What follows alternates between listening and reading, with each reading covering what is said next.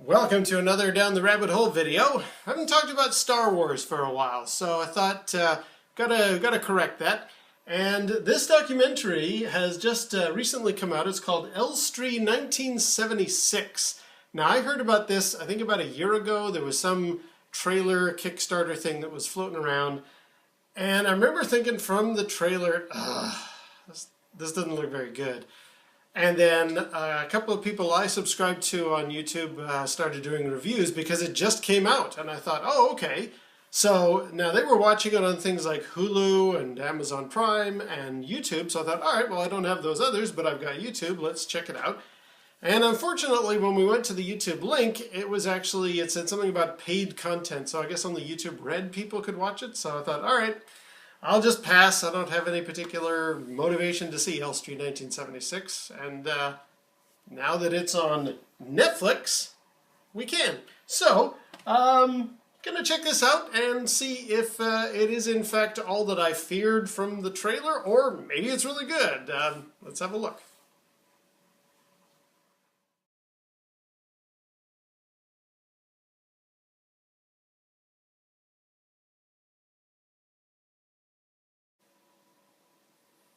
And that's the end of the film. And I'm actually intentionally letting the end credits run here because this is a movie about the people who aren't the big names. I mean, all those extras, the smaller performance artists and actors and extras. And so their names are usually the ones that get lost in the end credits. So I'm just gonna let the end credits run here while I do my little review. Wasn't as bad as I thought. Now, what do I mean by that? When I first saw the trailer for this documentary, or the Kickstarter to get it launched, it sounded like it was a lot of the extras on the film, the people who played the Stormtroopers and the Rebel pilots, kind of just saying, I used to be in the Royal Theater, and I played all these different parts, and I was a big actor. And I'm just being remembered as this bit part in Star Wars. That's what I thought the angle was of the show. It's not, actually. The quotes that I had heard do occur, but they're actually right at the very end of the film where they're kind of wrapping up what their experience in total has been with Star Wars. So you've got all of these great guys, some of whom you'll recognize, some of whom you won't. When we cut to Pam, that was quite a surprising one. She's, that other lady who was in the first Star Wars movie? Pam? Yeah, she had a pretty obscure part. I didn't even know there was somebody other than Princess Leia. I didn't know there was another woman character in the first Star Wars film. Turns out there was, but very, very obscure. I'm not gonna. When you see the film, you'll spot where she is. Now that actually brings up an interesting point. At the beginning, there's Pam there. So, at the beginning of this show, they actually introduce these characters. Well, these are just the two of the bit actors there talking at some convention or whatever. But they start off by showing the action figure of who it is you're looking at, and some of them are kind of like, well, okay, there's Greedo, there's a stormtrooper, there's a rebel pilot. If you really know your Star Wars more sort of obscure stuff, Biggs is one of them. Guy with mustache. When you see him, and then you see the guy who played Biggs, then you'll be, oh, okay. When they showed the action figure of Pam, I was like, who is that? You'll see. Now, what I was going to say is the fact that they show the action figure of the character and then the actor, and they don't even touch on Star Wars till a good half an hour into the film. Talking about what are these different people's backgrounds, where did they get their start? Unless you really know your very obscure Star Wars stuff, you might be a bit turned off. Like, when are you going to explain who this guy is? Because we're hearing his life story, and I don't even know who he is yet. Then about half an hour into it, when they talk about, and then I started on Star Wars. Then you get to see, here's the guy in the actual shot in the film. So you can finally establish who these different people are. I don't know if I like that pacing, but it's different enough, I guess.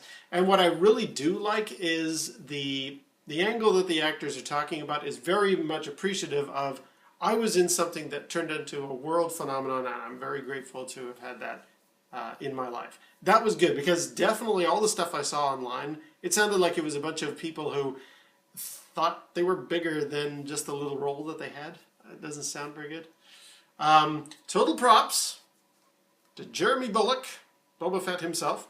He doesn't show up until a good 45 minutes into the show, but he reignited my respect for these guys because he was completely honest throughout his interviews. He said, I was nobody, and I was surprised they were even letting me do this. And I feel really guilty when I go to conventions compared to these other fellas. I'm getting a huge lineup of people all wanting my autograph, and you guys aren't. But it's because I played Boba Fett. All I did was wear a helmet on my head, and everybody loves Boba Fett. Props to Jeremy Bulloch. I also like the fact that there's quite a few Canadians in there. I didn't realize so much of Canada was represented in the original Star Wars film. I mean, Elstree Studios was outside of London, and a lot of these people were ex-Canucks who were now living in the UK. So that was pretty interesting. A complaint I would have is that it's a bit of a long show. Like, I think it could have done with maybe shaving 20 minutes off the end of it.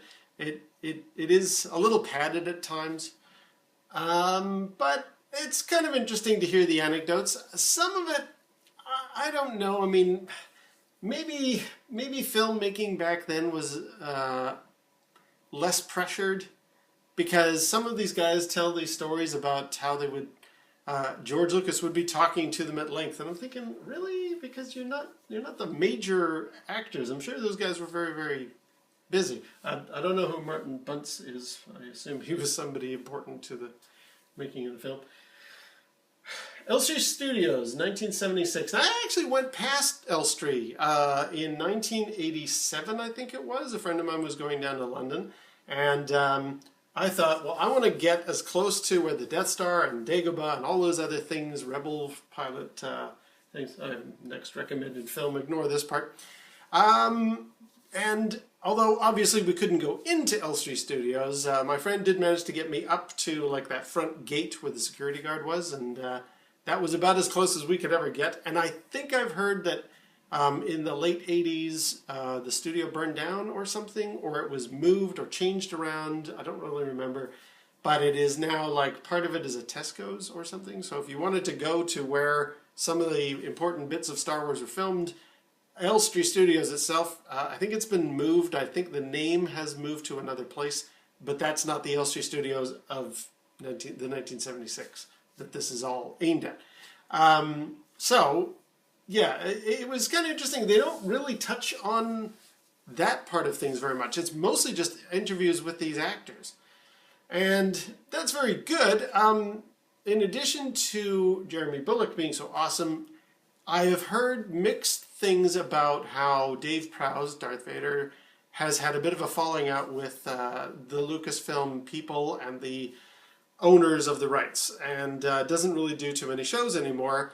And he talks about that in this in a way that I think is nice and balanced from his perspective. I don't really know the ins and outs of it. I mean, I hear, anytime you go to a convention, you hear a bunch of people wanting to, you know, sling mud at various groups and say, oh, Dave Prowse was very disrespectful, or George Lucas just wanted to push him out. And it was kind of like, I was listening carefully, like, okay, Dave, you're now going to tell your side of that story. Are you going to throw people under the bus? He didn't. He was very nice about it. I don't know how accurate any of the details are, and none of it was to do with me, so I'm going to not pass any judgment on that. But it was nice to see that he actually addressed it, because I thought, you got to talk about that, because that's something that's kind of followed you around in the post Star Wars life that you've led. So that was kind of interesting. I think that's about most of what I could say. I did end up liking it more than I thought. I was expecting it to be a bunch of people complaining, and it wasn't. Oh, side note about Greedo. I was going to mention, the fellow who plays him and is in this show, it's very nice, but there were actually a couple of shots of Greedo, I believe they were pickup shots, where it was a woman who was playing the part. And I'm surprised we didn't touch on that at all. Like, the fellow who is in this particular movie saying that he played in the Royal Theatre, but he's very happy that when he's passed away, it'll say, "Here lies Greedo," and he's really, really thrilled about that. It's like, yeah, you were Greedo, but there was also a woman who played Greedo, so maybe we should have touched on that a little bit. I don't know. Maybe I'm just nitpicking there, but yeah. Outside of that, and the mystery of Pam, there was another woman in Star Wars. What? Yeah, I was overall very happy with it. I would give it a thumbs up. I don't know, as a 5-star rating, I'd give it a 3. It's good. It's not great. If you want to just entertain what is another part of the Star Wars world, if you want to hear some perspectives from the fly-on-the-wall groups that were waiting as the scenes were getting set up and all that kind of thing, it's interesting to hear what they thought of what they were getting themselves into, and then the phenomenon that has happened since. And it's good. It's certainly worth watching. I've seen better. I think the Plastic Galaxy I enjoyed more, so that's just my perspective. But yeah, it's on Netflix. Check it out. It's an hour and 40 minutes. I think it could have been an hour and 15, hour and 20, but whatever. And don't be concerned if you don't recognize the character that the action figure is representing to begin with. It will all be revealed as the film plays itself out.